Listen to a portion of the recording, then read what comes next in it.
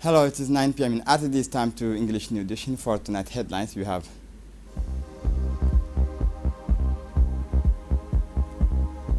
the workshop on digital government and energy and technology.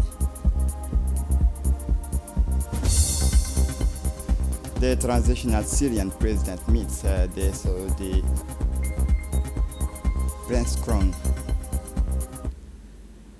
Welcome to our newsroom.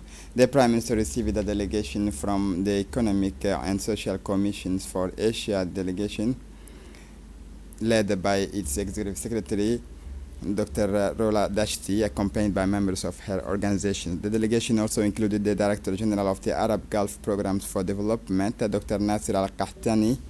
Discussions focused on the pooling of expertise in order to develop in countries to benefit from solutions tailored to their challenges, particularly in the area of job creation through microfinances. The meeting provided an opportunity to discuss opportunities for cooperation between the Republic of Djibouti and the Ag Fund in strategic areas for the country's economic and social development of the country. Several priority areas were discussed: sustainable development, regional integration, with the particular initiative aimed at strengthening Djibouti's economic and social resilience in the context of global and regional challenges. The Minister of Finance, Ilyas Musa Dawale, welcomed today a delegation from the Arab Gulf Programs for Development, a renewed non-governmental organization working in a number of areas, including economic development, education, health, and the fight against poverty.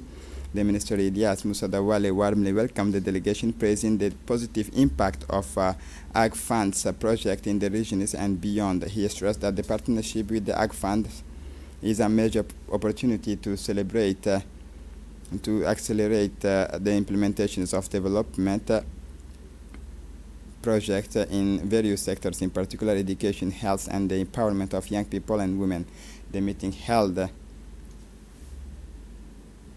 دائما الاسكوا والدي واليونيسيف. تعلم الفند لما بدأ بأعماله مع held in the offices was an opportunity to strengthen the cooperation links between Ag Fund and the government. During the meeting, a partnership agreement was signed between the Minister and Ag Fund, marking an important milestone in the collaborations between the two parties. The agreement will formalize mutual commitment for the funding and implementations of development projects to benefit local populations. The partnership between the Ministry of Economy and Finance and Ag Fund aims to support long-term projects focusing on sustainability and social impact.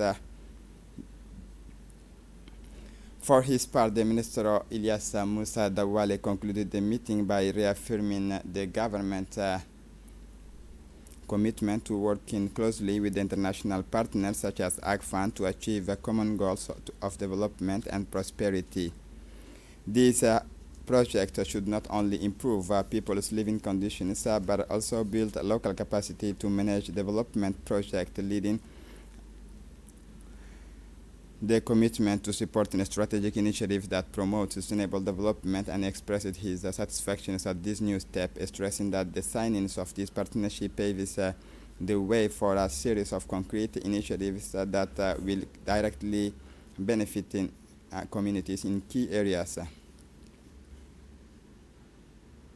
The workshop on digital government and emerging technology. The Ministry of Digital Economy and Innovation organized a workshop on digital government and emerging technology today at Kempinski Hotel, bringing together key players from the public sectors and international organizations.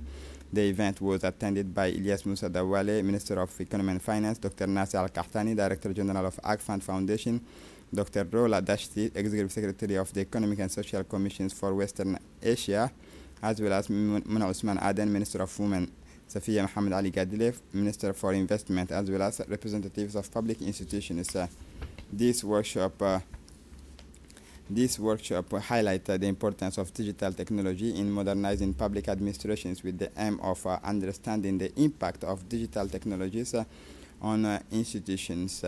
Dr. Nasir Al-Qahtani highlighted the role of partnership between international institutions and governments in accelerating digital transformation in Africa and the Middle East. This workshop marks an important step in the country's digital transformation strategy. It reflects a strong political will to adopt how they operate, how they serve their citizens, and how they harness technology to create more efficient, transparent, and inclusive societies.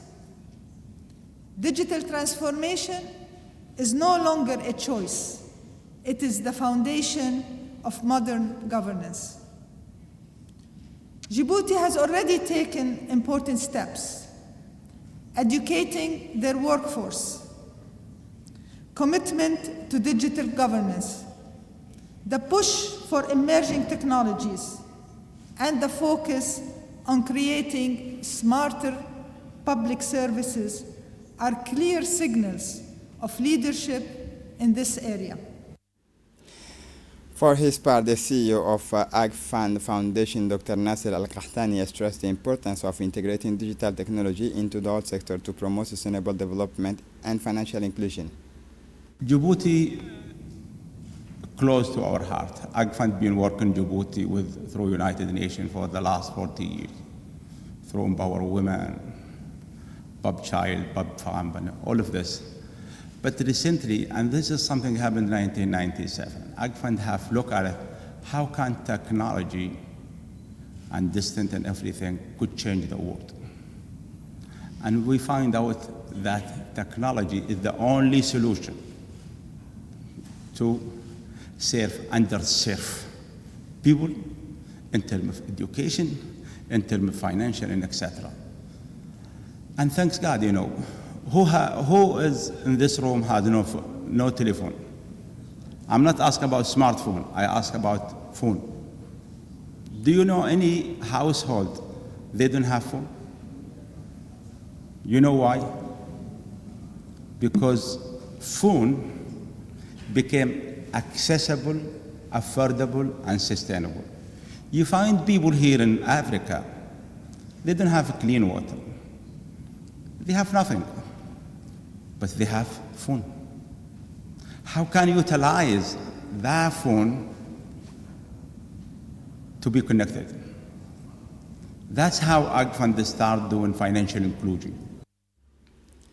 The Minister Delegate for Digital Economy and Innovation, Mariam Hamadou Ali, emphasized that digital transformation makes it possible to improve the efficiency of services. Listen to her.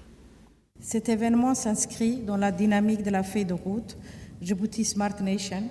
The event is part of the Djibouti Smart Nation roadmap launched by His Excellency the President of the Republic, who made digital transformation a central pillar of Djibouti's development policy. This strategic direction stems from the belief that the digital economy is the key to a prosperous and sustainable future. As reflected in the policies and strategies adopted by the Djiboutian authorities, digital transformation is not merely a choice but a necessity to drive economic and social development, enhance the efficiency of the productive sector, and improve the quality of life for citizens. In this context, our collaborations with ESCA encompasses several strategic programs, including an initiative to train 400 executives from the public administration and civil society through the Coursera platform. This workshop aims to analyze the impact of digital transformation and assess Djibouti's progress in digitization, explore evaluation tools used in Arab countries, understand the mechanisms for developing a national strategic plan for digital transformation.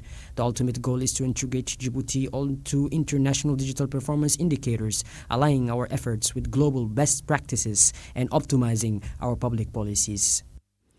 The Minister of Finance and Economy, Ilyas Musa Dawale, has emphasized that digitization is an essential lever for improving the efficiency of public services.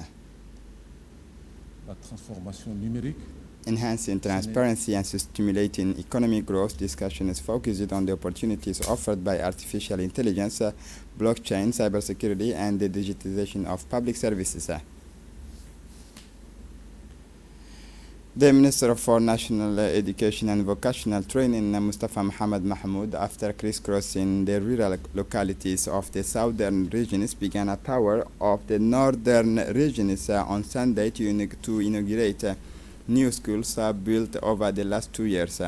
He was accompanied on his tower by the president of the Tajura Regional Council, Omar Hussein, the sub-prefect of the region of Durra, the UNICEF representatives leading the group of local education partners, and senior MENFOP officials, as well as inaugurating new schools. So the aim of the tower is to share with the local population the efforts made by the government to widen and democratize access to education, and to step up awareness-raising campaign on specific issues such as the enrollment of girls and the reintegrations of children who have dropped out of school through the accelerated education programs and inclusive education for children with special needs.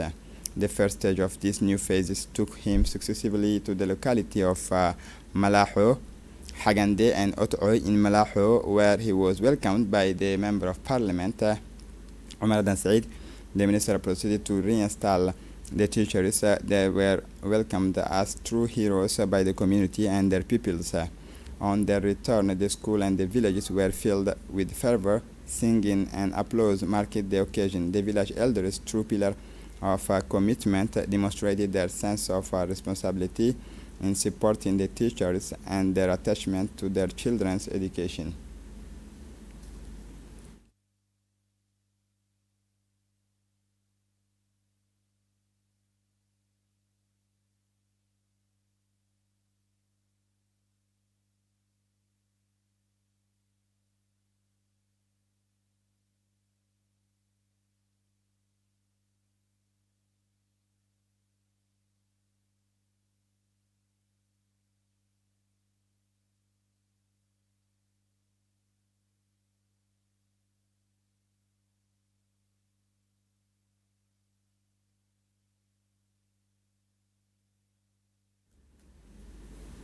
The Minister of Education welcomed this collective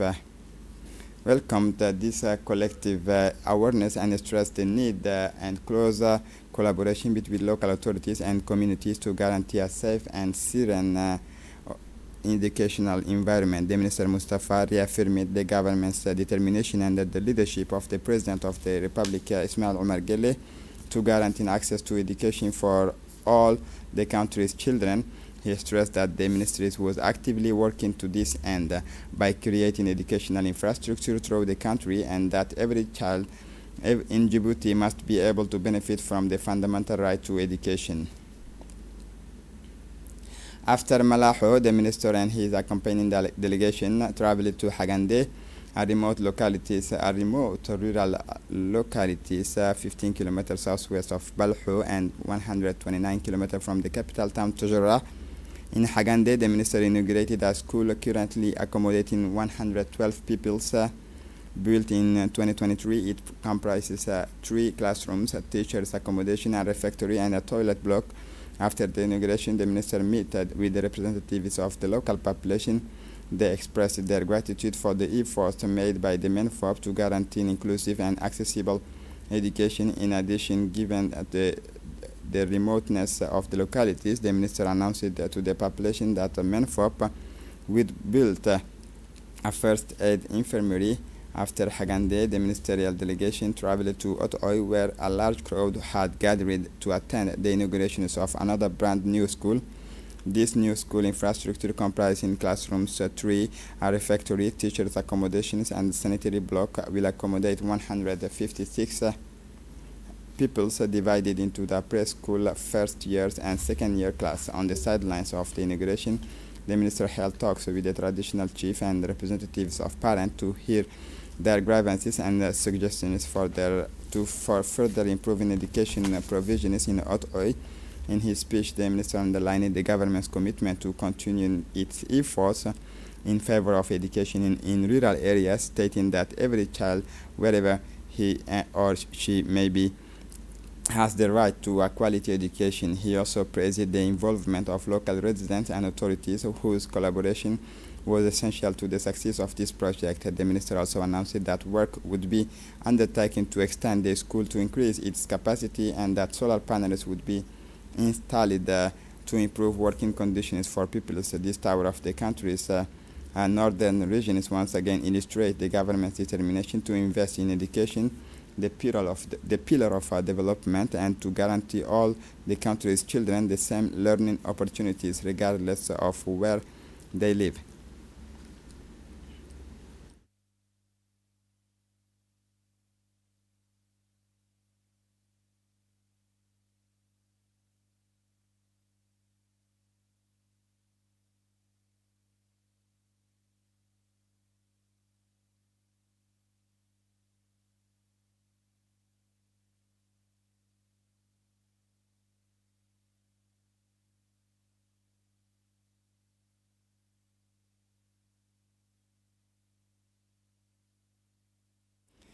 In her speech, the UNICEF representative underlined the success of MENFOP's initiatives pointed out that these school infrastructure are the fruit of a collective effort. This is tangible proof, she said, that investment in education is bearing fruit, and we are proud to support these efforts. For his part, the Minister of National Education and Vocational Training, Mustafa Mohamed Mahmoud, has indicated that today I feel immense pride and joy when I arrived in Haute-Oeil. We all knew the state of the town was in, but today you can see for yourselves and the radical changes and development that has taken place. This transformation is a source of satisfaction and hope for us of all. I would like to take this opportunity to extend my warmest thanks to the elders and mothers of Haute-Oeil. Thanks to their contributions and the efforts of the Ministry of Education, 164 pupils were able to go to school this year. We hope that next year this number will double or even triple, so that every child in the area can benefit from a quality education. By the grace of God, our educational towers has already taken us to Sankal, As'ila, and Bahur. We will continue to Buya and will soon reach Bisiduru. In each of these localities, new schools have recently been inaugurated. This demonstrates a clear commitment. Wherever there is a child in Djibouti, there must be a school to offer them a better future. Today, I can say with the certainty that the dreams of the President Ismail Margelle has become a reality. Back in 2000, he expressed his visions of 100% Djiboutian education for his people, and today we can proudly say that these dreams has come true. From the neighborhood 1 to As'ila, from Sankal to Bisidru, and as far as Hagande, Buya, Malaho, schools have sprang up all over the countries. And now listen to the magazines. Over the past 15 years, the MBK ferry has played a crucial role in the economic and social development of Djibouti's northern regions, linking the capital with Tajorra and Obokh, which was launched in 2009. The ferry has been much more than just a means of transport. It has been a virtual link for local populations, facilitating trade, enabling thousands of passengers to travel from one region to another. In this report, we highlight the exemplary management of the MBK ferry, a model of resilience and rigorous maintenance which has helped to make the sea a real driver of development for Djibouti. The MBK ferry, the fruit of collaboration between Djibouti and Japan, has provided a link between the countries' two shores for over a decade, withstanding the test of time and numerous technical challenges. Despite her advanced age, she had sailed with remarkable efficiency thanks to the careful management and rigorous maintenance orchestrated by the Directorate of Maritime Affairs under the direction of Ali Mirah Shahem Dawood. Despite its technical limitations, this ferry has proved that effective management can extend the life of a virtual infrastructure. The ferry's longevity has been a real achievement held by the Japanese authorities themselves, who have noted the excellence of the ferry's maintenance, which has ensured a safe and reliable service for thousands of passengers over the years. The Japanese partners behind the donation expressed their confidence in Djibouti's exemplary management of the MBK ferry. This strong partnership has not only provided Djibouti with a quality ferry, but also strengthened bilateral relations between the two nations. The care given to MBK ferry by the Maritime Affairs teams has paved the way for further investment and lasting collaboration, underlining Djibouti's ability to maintain key infrastructure in a rigorous and efficient manner. As part of its ongoing efforts to provide better service to its users, the Department of Maritime Affairs has submitted a request to JICA for funding for a boat capable of sailing during the Khamsin period, in line with the government's policy of improving access to the sea. With this in mind, a new ferry named Muhammad Ali Gadile has has been acquired.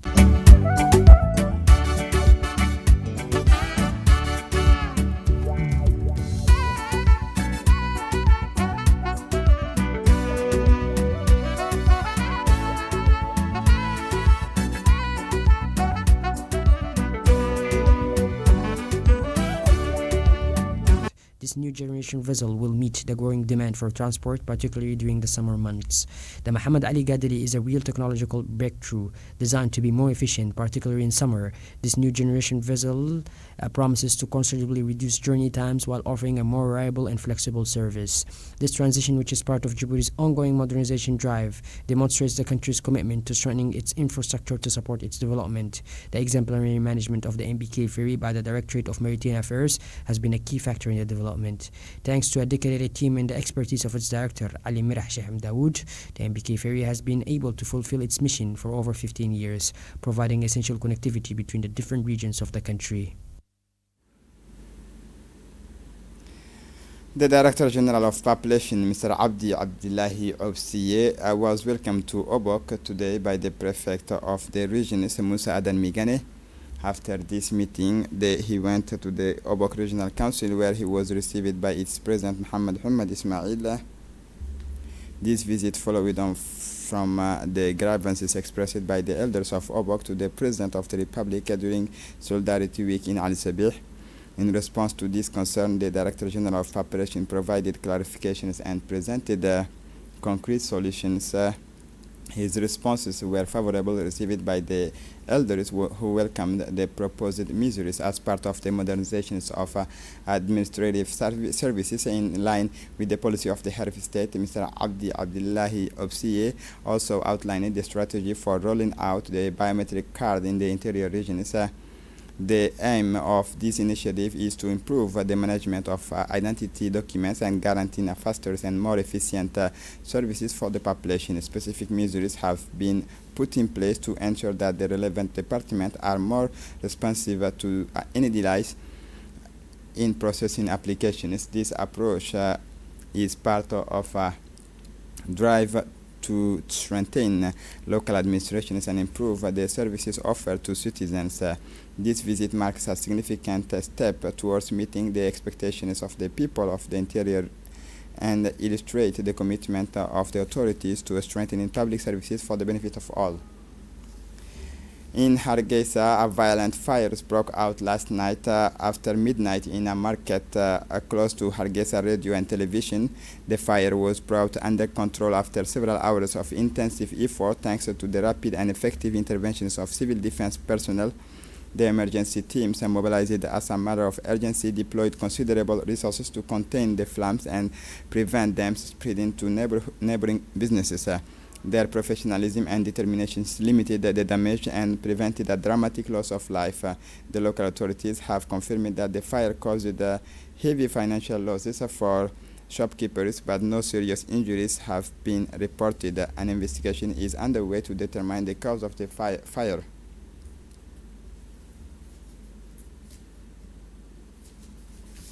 And for the international scene, the forced displacement of Palestinian Arab countries opposes Trump.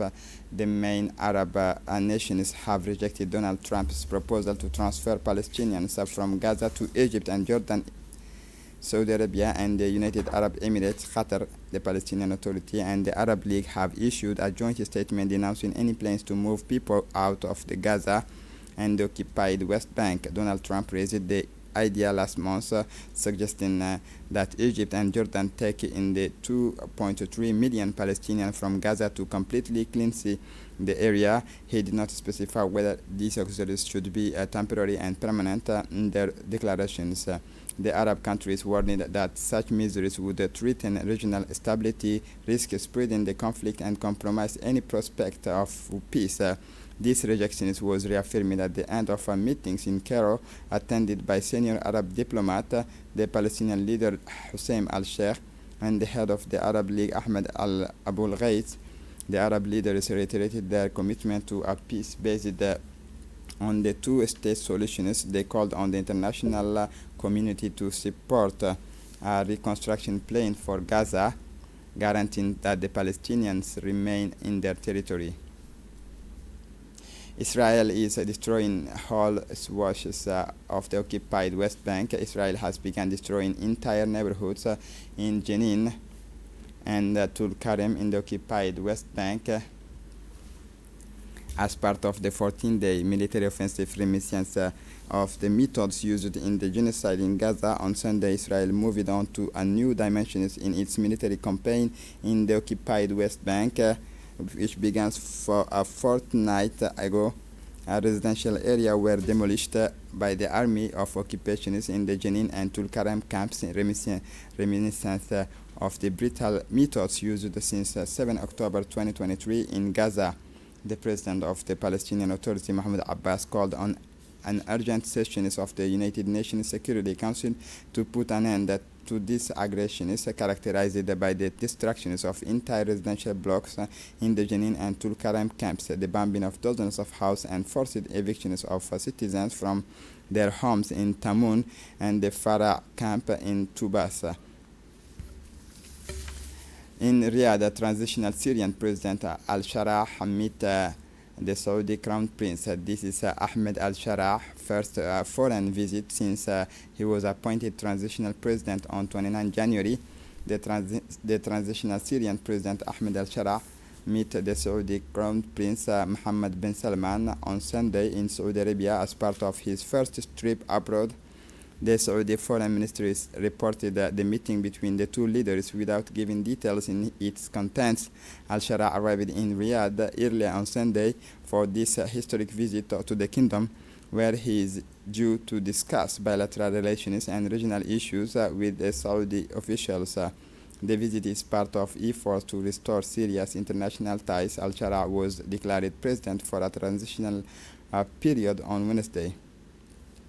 And this is it for the news. Thanks for watching us. Have a good evening.